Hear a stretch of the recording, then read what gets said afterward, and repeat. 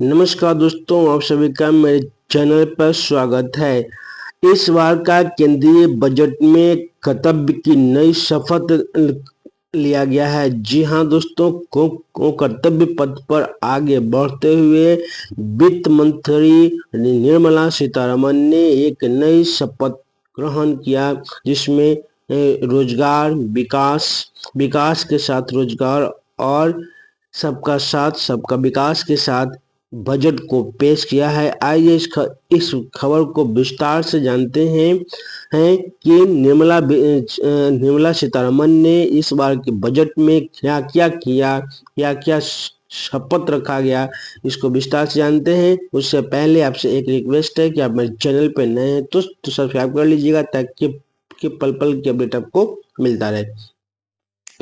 तो कर्तव्य की नई शपथ। आत्मनिर्भर भारत का लक्ष्य पाने के लिए सरकार ने सुधार एक्सप्रेस को रफ्तार दी। जी हाँ, वित्त मंत्री निर्मला सीतारमन ने रविवार को लगातार 9वीं बार बजट पेश किया। इसका आना बाना 3 कर्तव्यों यानी आर्थिक वृद्धि को गति देने, लोगों की आकांक्षाएं पूरी करने और सबका साथ सबका विकास के इर्द गिर्द भुना गया। आइए इस खबर को विस्तार से जानते हैं। केंद्रीय वित्त मंत्री निर्मला सीतारमन ने रविवार को आम बजट पेश करते हुए लोक लुभावन योजनाओं से परहेज किया और सुधार एक्सप्रेस को जारी रखने की घोषणा की। उन्होंने किसानों, युवाओं और छोटी कंपनियों पर विशेष ध्यान देने के साथ अर्थव्यवस्था को गति देने के लिए बुनियादी ढांचे पर जोर दिया और सुधारों का खाका पेश किया। इस बार नौकरी पेशा को कर में कोई नई छूट नहीं दी गई। देश के आर्थिक विकास को गति देने और वर्ष 2047 तक विकसित भारत के लक्ष्य को ध्यान में रखकर वित्तीय वर्ष 26-27 के लिए 53.47 लाख करोड़ रुपए से अधिक का बजट रखा गया। यानी बुनियादी ढांचे विनिर्माण और निवेश को बढ़ाने के लिए सुधारों पर केंद्रित है। इसके लिए पूंजीगत व्यय लक्ष्य बढ़ाकर 12.2 लाख करोड़ रुपए का प्रस्ताव किया गया। वहीं रक्षा चुनौतियों को देखते हुए रक्षा बजट में करीब 15% की बढ़ोतरी की गई।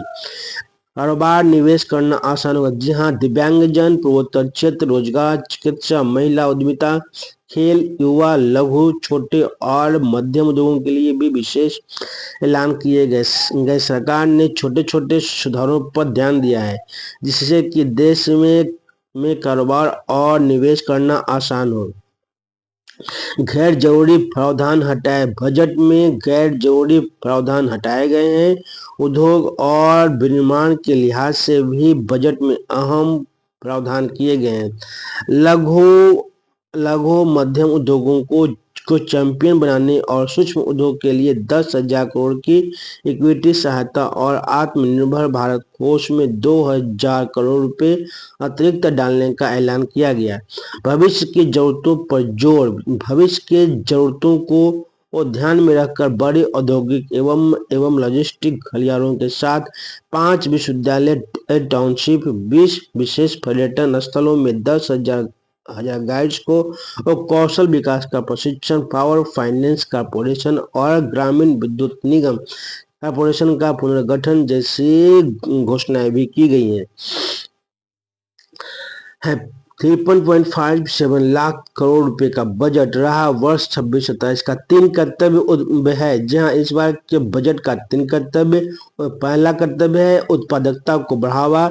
जहां पहला है उत्पादकता को बढ़ावा देने के लिए बजट में biopharma, Shakti, semiconductor mission, rare earth corridor, container निर्माण योजना, टेक्सटाइल पार्कों, रासायनिक पार्कों की स्थापना, राष्ट्रीय फाइबर योजना से कई ऐलान किए गए।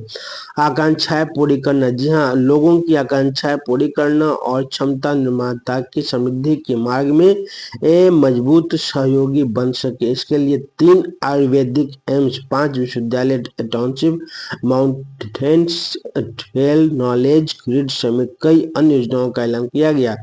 सबका विकास। जी हाँ, सबका साथ सबका विकास के कर्तव्य को पूरा करने के लिए जलाशयों, अमृत सरोवरों का निर्माण, चंदन, अखरोट व काजू जैसी उच्च मूल्य वाली कृषि को प्रोत्साहन, स्मार्ट दिव्यांग कौशल योजना, पूर्वोदय योजना, बहुभाषी एआई टूल, भारतीय विस्तार योजना की घोषणा की गई मांग क्या सस्ता हुआ, क्या महंगा हुआ, दवाएं कपड़े विदेश में पढ़ाई करना सस्ता होगा, महंगा सिगरेट शराब और पान मसाला महंगा होगा, कैंसर और शुगर की 17 दवाएं सस्ती होंगी, मोबाइल बैटरी और सोलर ग्लास सस्ता होगा, विदेश में पढ़ाई खेलकूद का सामान सस्ता होगा, कपड़े चमड़े के उत्पाद सस्ते होंगे, ईवी ओवन लिथियम सेल सस्ते होंगे, सिगरेट शराब और पान महंगा होगा। तो वो इस बार का